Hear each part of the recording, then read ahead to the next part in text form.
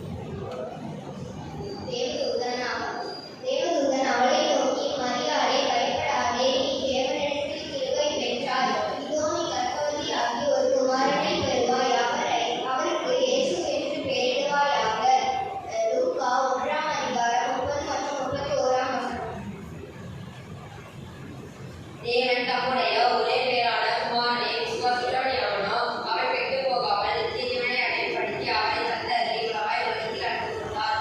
யோவான் 3:14.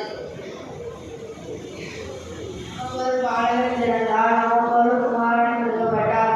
கர்த்தத்துவம் அவர் தோளின் மேல் இருக்கும். அவர் நாமம் அதிசயமானவர், ஆலோசனை கர்த்தர், வல்லமையுள்ள தேவன், நித்திய பிதா, சமாதான பிரபு எனப்படும்.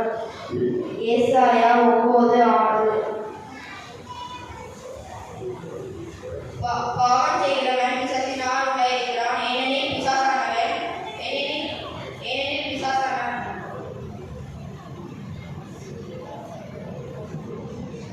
ஈசா என்னும் அடிமரத்திலிருந்து ஒரு துளிர் தோன்றி அவன் வேர்களிலிருந்து ஒரு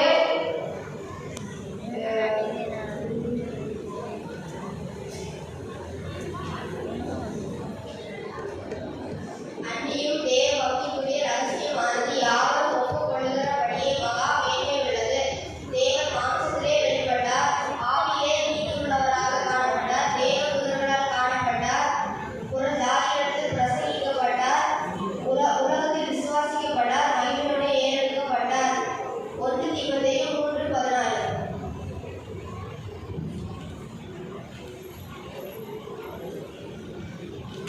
அவன் இதோ ஒரு கன்னிகை கர்ப்பவதியாகி ஒரு குமாரனை